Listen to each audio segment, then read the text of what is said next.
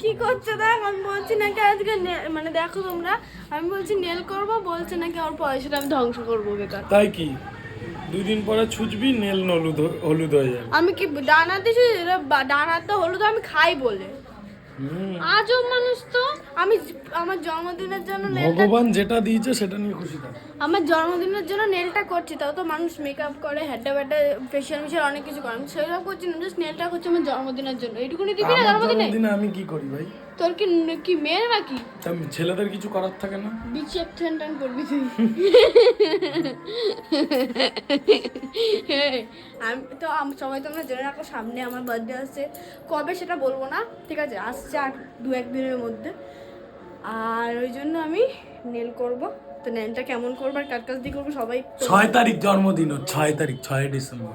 বলবি না কি রে 6 তারিখ তোর জন্মদিন? কি ইসে তোর স্বামী বিবেকানন্দ আসবে নাকি? তুই বলবি না?